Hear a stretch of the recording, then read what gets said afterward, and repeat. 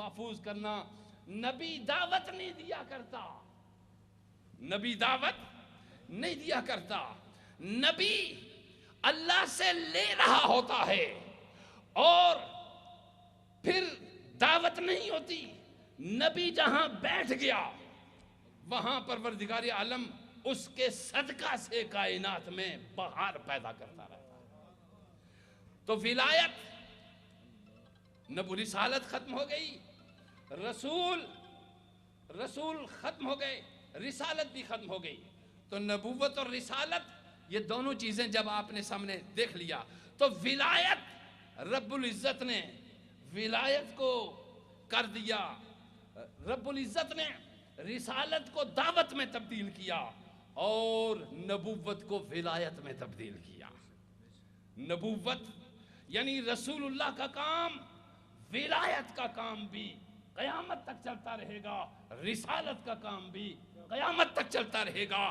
یہاں پروردگار نے ارشاد فرمایا ہم رسالت کے لیے اگرچہ منتخب خود کرتے ہیں، نبوت کے لیے ہم منتخب کرتے ہیں. کسی راستے سے کوئی عملی عبادت کے ذریعے نبی نہیں بنے گا، مگر ہماری منشا اور مرضی ایک یہ بھی ہے واللہ یجتبی الیہ من یشاء ویہدی الیہ من ینیب. ہم نبی کو خود منتخب کیا کرتے تھے اور اس کو ایک ڈیوٹی دیا کرتے تھے، مگر جس کو ولایت دیتے ہیں ایک راہ اجابت سے دیتے ہیں، ایک راہ انابت سے دیتے ہیں. ولایت ایک راہ اجابت سے ہوتی ہے اور ایک راہ انابت سے ہوتی ہے. راہ اجابت یہ ہے کہ جو ہمیں پسند آ جائے ہم پکڑ کے خود گھسیٹ لیا کرتے ہیں اپنی طرف. جو ہمیں پسند آ گیا اس کو ہم خود پکڑ کے اپنے پاس لے آتے ہیں. اور فرمایا کہ ایک دوسرا جو ہمارے پاس آنا چاہے اس کو راستہ بتاتے ہیں کہ اس راستے سے چلا. اب توجہ دیجئے، ولایت، نبوت اور رسالت. اب اس میں توجہ دیجئے، اب آ گیا اسلام، پھر ہو گیا ایمان اور پھر ہو گیا احسان. حدیث نے یہ تینوں چیزیں استعمال کی ہیں کہ نہیں؟ حدیث نے یہ تینوں چیزیں استعمال کی. یعنی ایک نبی جو ہوتا ہے یا ایک رسول جو ہوتا ہے اس کے پاس نبوت بھی ہوتی ہے، ولایت بھی ہوتی ہے اور رسالت بھی ہوتی ہے. نبی کے پاس نبوت بھی ہوتی ہے اور ولایت بھی ہوتی ہے. یعنی ہر نبی ولی ضرور ہوتا ہے، ہر نبی ولی ضرور ہوتا ہے چونکہ ولایت اس کے لیے خاص کر دی جاتی ہے. اب آیا اسلام، ایمان اور احسان. جی حدیث جبریل، اطلع علینا رجل شدید البیاض. حضور فرماتے ہیں صلی اللہ علیہ وسلم، حضرت عمر رضی اللہ تعالیٰ عنہ اس حدیث پاک کے راوی، آپ بیان فرماتے ہیں کہ ہم بیٹھے ہوئے تھے، ایک شخص آیا بڑے سفید لباس کہ اس پہ کسی شے کا کوئی داغ دھبا نظر نہیں آ رہا، زلفیں ہیں کیا سیاہ کہ اس میں سے نور ٹپکتا ہے، آنکھ ہے کہ جس کو دیکھتے ہی رہنے کو جی کر رہا ہے. اطلاع اچانک طلوع ہوا. ہماری حد تو یہ تھی کہ ہم ہاتھ باندھ کے سرکار سے وقفے پہ بیٹھا کرتے تھے، مگر آنے والا عجب انداز سے آیا کہ جناب محمد مصطفیٰ جب دو زانو تشریف فرما تھے، آنے والا سرکار کے زانو سے زانو ملا کے بیٹھا، آیا اور زانو سے زانو ملا کے بیٹھ گیا اور اگر اخبرنی یا رسول اللہ صلی اللہ علیہ وسلم، مجھے بتائیے اسلام کیا ہے، مل اسلام. پھر جواب دیا آپ نے جو دینا تھا. پھر مل ایمان، ایمان کیا ہے. پھر جواب دیا آپ نے جو دینا تھا. پھر مل احسان، احسان کیا ہے. تینوں جواب دیے. اب یہ آیا میں آپ سے جو کر رہا ہوں، نبوت، رسالت اور ایک نبی کے پاس اسلام، ایک نبی کے پاس اور ایک رسول کے پاس یہ تینوں چیزیں موجود تھی. لیکن جب آگے بڑھتے چلے گئے، آگے آتے چلے گئے. نبوت کا ایک اتنا بھاری بوجھ، رسپانسبلٹی، ذمہ داری تھی کہ جو کوئی اور اٹھا نہیں سکتا تھا. اللہ نے ایک نبی کا بوجھ 4 دوستوں میں تقسیم کیا. ایک نبی کا بوجھ 4 لوگوں میں تقسیم کیا.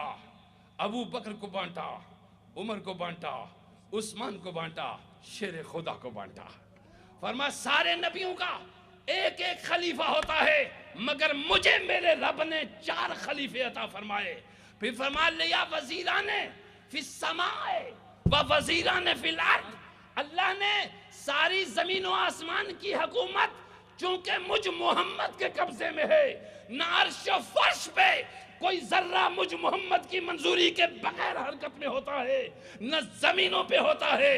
اللہ نے 2 وزیر میرے لیے آسمانوں پہ بنائے ہیں اور 2 وزیر میرے لیے زمین پہ بنائے ہیں.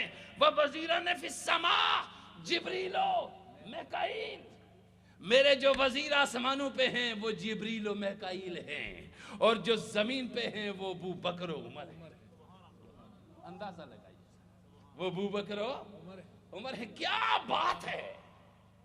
رسول کس طرح اپنے آئندہ آنے والی قیادت کو اٹھا رہے ہیں، لوگوں کو تعارف کرا رہے ہیں کہ یاد رکھنا یہ میرا ابو بکر ہے، یاد رکھنا یہ عمر ہے.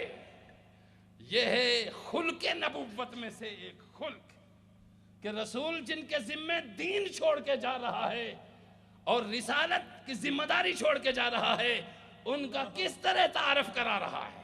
اور اس طرح تعارف کرا رہا ہے کہ یہ ہے میرا ابو بکر، اور اس کے مال نے جتنا مجھے فائدہ دیا ہے اتنا کسی کے مال نے نہیں دیا. سمجھو لگائیے، حضرت اتنا کسی کے مال نے نہیں دیا. پھر فرمایا یہ ہے میرا عمر. اللہ غنی.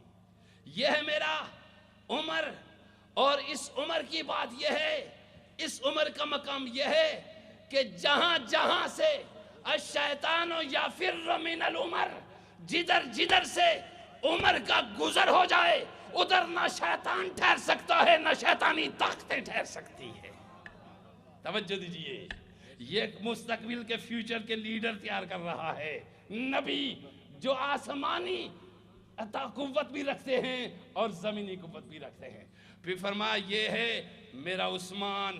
ذرا بات سنیے، نبی نے کہا پہلی جو بات کی یہ ہے ابو بکر، تو پہلا ہوا بھی ابو بکر.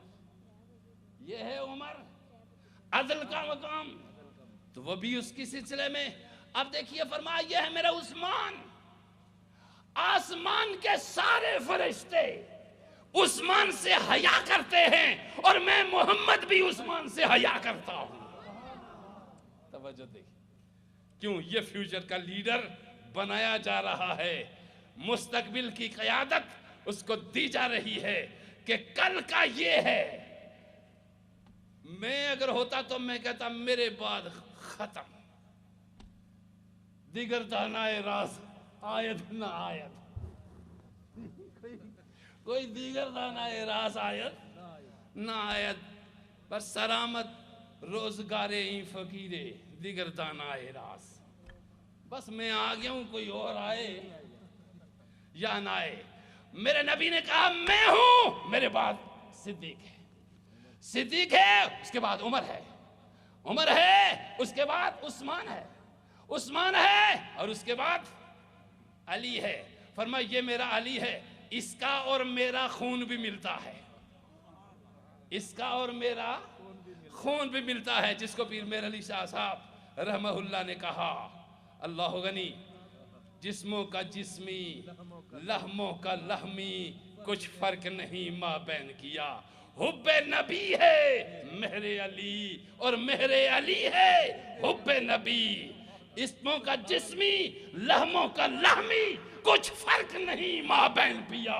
علی کا گوشت میرا گوشت، علی کا خون میرا خون. الحق مع العلی والعلی مع الحق. حق ہمیشہ علی کے ساتھ رہے گا اور علی ہمیشہ حق کے ساتھ رہے گا. حق اس طرح علی کے ساتھ رہے گا کہ علی کا بیٹا ہوگا تو بھی حق اس کے ساتھ رہے گا، پوتا ہوگا تو بھی حق